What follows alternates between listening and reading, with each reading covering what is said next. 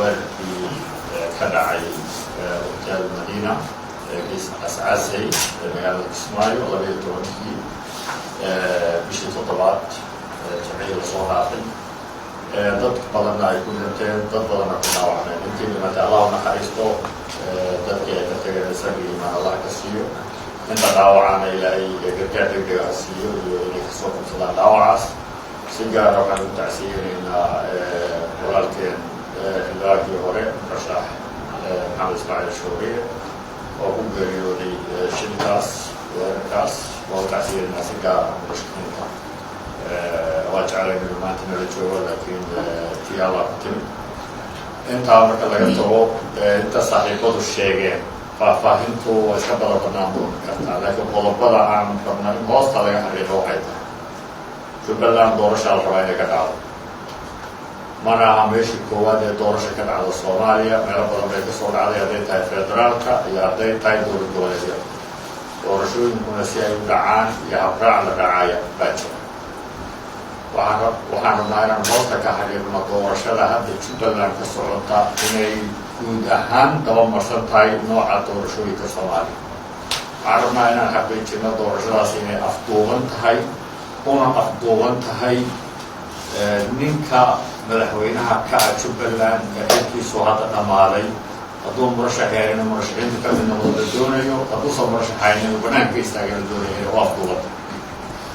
inay u afduuban tahay processkii oo dhan hadday tahay xulitaanka baarlamaanka iyo habraacyadii la raaci lahaayo dhan inay afduub ku jiraan oo si cad u afduuban yihiin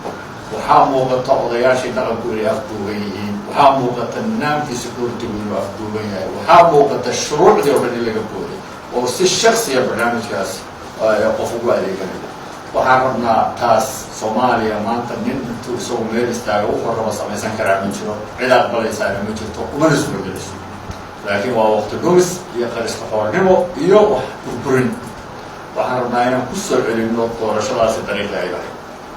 odayaasha dhaqanku ay u madax bannaanaadaan qoys waliba tirada uu leeyahay inuu la yimaado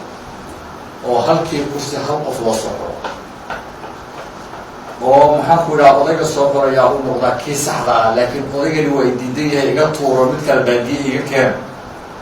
hebel ii soo qor waxaan ognahay baarlamaankii Jubaland soo bixi lahaa liiskiisa inuu qoray lana rabo in lagu dhawaaqo labada maalmood ee soo socda odayaasha la xaraynaya waxba kama jiraan processka la marinayo feega waxba kama jiraan liiskii baarlamaanka Jubaland waa qoran yahay umad dhowna waa soo saaraya asoo process la marin taasoo looga jeedo in lagu khalkhalgeliyo oo lagu carqaladeeyo doorashadaas waxaana ka shaqeynaya dadka hadda hawsha gacanta ku haya wax la aqbali karana maaha waxaan rabnaa in aan u soo jeedino beesha caalamka iyo dowladda federaalka adduunka marka la tartamaya dadka tartamaya dad arbitra u dhexeeya jira annaga waa tartamaynaa haddaan tartamayna arbitra inoo dhexeeyey waxa weeye guddiga doorashada odayaasha dhaqanka dowladda Soomaaliya iyo beesha caalamka oo Soomaaliya caawisa waxaan rabnaa haddii kuwaasi ay shaqayn waayaan waxaa dhacaya isdhexyaac waxaan rabnaa odayaasha dhaqanka oo bilowgii ah ee rasmiga in la siiyo xuquuqda ay leeyihiin oo ah inay qofkay rabaa soo galaan iyagoo beena wada la tashanay waxaan rabnaa in dowladda Soomaaliya iyo caalamka ay horjoogto ka noqdaan oo wixii khaldan haddaan anagu khaldannahayna qabtaan haddii cidka guddiga doorashadu khaldama ay qabtaan haddii odaygu maxaan ku idhahdaa ka leexdo dariiqii loogu talagalay ay qabtaan oo kii midaan ahayn la rabo in wax la soo qoro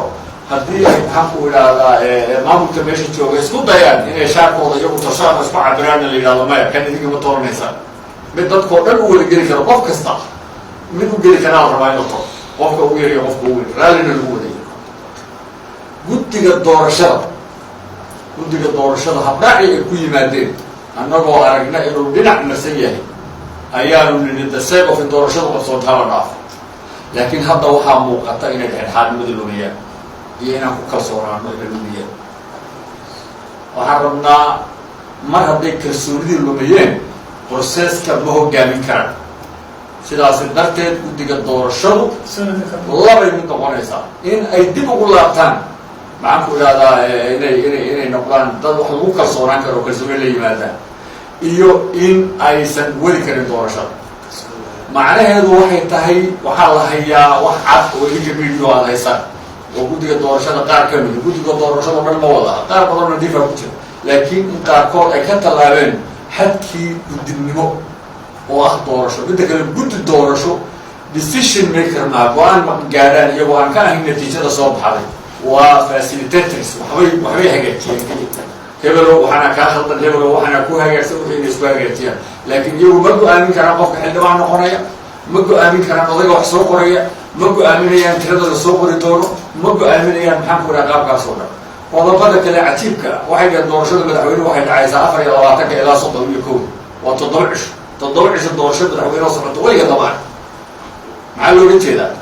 waxaa la rabaa in la yidhaha doorashada madaxweynuhu waxay dhacaysaa 15 bisha August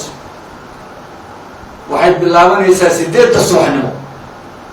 in la yidhahdo oo qof waliba kusoo talagalo laakiin 24 ilaa 30 ay dhici doontaa ma 29 ay dhici doontaa macnaheedu waxay tahay murashaxiinta magaalada iska joogta in la yidhahdo doorashada waa la qabtay in la yidhaahdo ujeedka looga jeeda waa intaas oo murashaxiintii joogaya doorashadii waa la qabtay oo waa dhacdo hebel baa guulaysa taana ma suga gelayso qodobka kale ee ah meesha doorashada lagu qabanayo meesha doorashada lagu qabanayo waa inuu qof kasta oo murashaxiintu ma aha murashaxiinta madaxweynaha keliya waxaa jira kuwa aan hadli karin oo raba inay xildhibaanna noqdaan oo raba haddii hadlaan ka baqaya in xildhibaannimada laga reebo annagaa u hadlayna waxaa rabaa meelay ku qanacsan yihiin xuquuq way leeyihin waxaa rabaa oday wax soo qoraya meelay ku qanacsan yihin waxaa rabaa annaga meelaan ku qanacsanna ma aha meel halka furay uu ku qanacsan yahay annaga Jubaland kama baqayno ciidankeeda waa ku kalsoonahay deegaankeeda waa ku kalsoonahay haddana doorashadu waa ka duwan tahay waa inay noqoto meel lagu wada kalsoon yahay oo dadku uu wada arki karo sida ku socdaan oo beesha caalamku ay korjoogto ka noqon karto ma rabna inta la yidhaahdo howl hebel baa lagu qabanaya wixii hotel cascasay ka dhacay oo kale inay ka dhacaan ma rabno waa in laga taxadaraa oo maxaan ku idhahdaa laga diyaargarooba qodobka ugu dambeeya oo aan raba inaan hoosta ka xariiqo waxay tahay haddii intaasoo dhan indhaha laga qabsado waan aragnay beesha caalamkaa tagtay waxaa ugu dambeeyey xogeeyihii ninkii qaramada midoobey madaxda ka ahaa James Swan oo tegay dalka wixii uu ka hadlay waa laga been sheegay wax ka duwan baa laga hadlaya waa caddahay hay-ado badan baa tegi haddii doorashadaasi dariiqeeda lagu soo celin waayo oo ay free fair and safe election noqon weyn murashaxiintu xaq waxay u leeyihiin odayaashii dhaqanka oo la socda bulshadii Jubaland oo 99% isbedel doona meel alla meeshaan rabnaa doorasho ku qabsano madaxweynaha rabnaa ku doorano oo raalli la isaga